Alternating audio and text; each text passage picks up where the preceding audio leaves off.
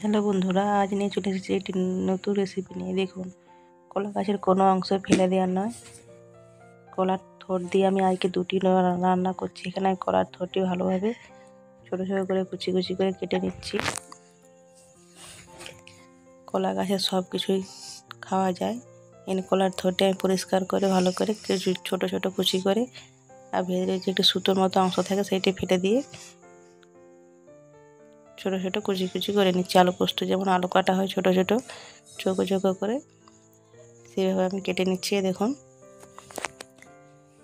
আর কলার মোচা দিয়ে আমি দুটি থোড় দিয়ে দুটি রান্না করছি। সম্পূর্ণ ভিডিওটি দেখুন, খুব সুন্দর হয়েছে। আপনারাও বাড়িতে এইভাবে বানিয়ে খাবেন।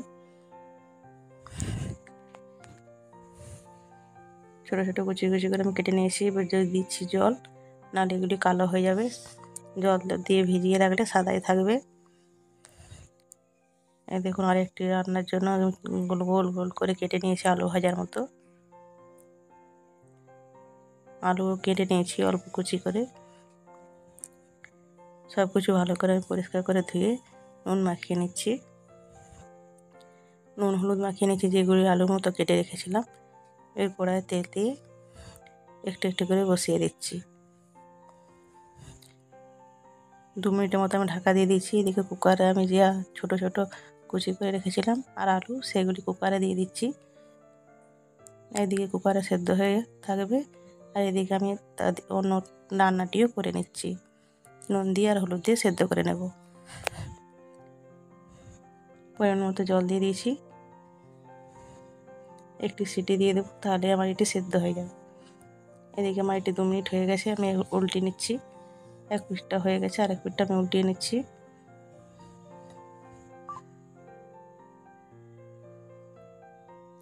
নামানোর আগে দিয়ে দিচ্ছি অল্প একটু লঙ্কা গুঁড়ো। এইভাবে এই কলার থোড়টি ভেজে খাবেন, কেউ বুঝতেই পারবে না থোড় খাচ্ছে না কাঁচকলা ভাজা খাচ্ছে।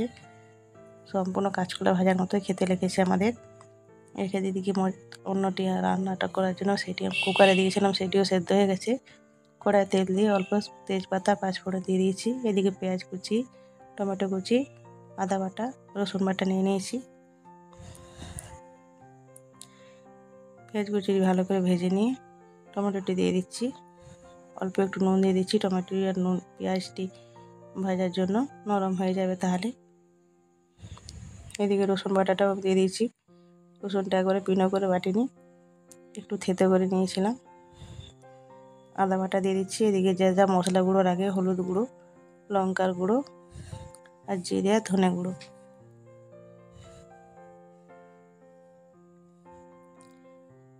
রান্না যেসব মশলা লাগে সেগুলি ভালোভাবে দিয়ে কষিয়ে নিচ্ছি।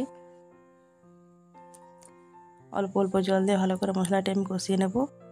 এদিকে আমি এটা যেটা সিদ্ধ করে রেখেছিলাম জল ঝরিয়ে দিয়ে দিচ্ছি। জলটা আমি ঝরিয়ে নিচ্ছি। পরে মশলার সাথে ঘিরে ভালো করে আরও কষিয়ে নেব। অল্প একটু নুন দিয়ে দেবো। সেদ্ধ করার সময় যেহেতু নুন দেওয়া ছিল, তা অল্প নুন আর চিনি দিয়ে ভালো করে এটা আবার কষিয়ে নেব।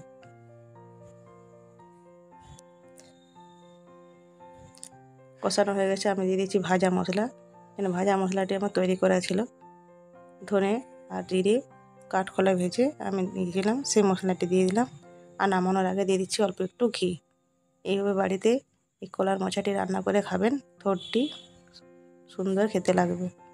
আমাদের তো খুব ভালো লেগেছে, আপনাদেরও ভালো লাগবে। ভিডিওগুলি ভালো লাগলে লাইক কমেন্ট শেয়ার করবেন। ইউটিউব থেকে দেখলে চ্যানেলটি সাবস্ক্রাইব করে নেবেন।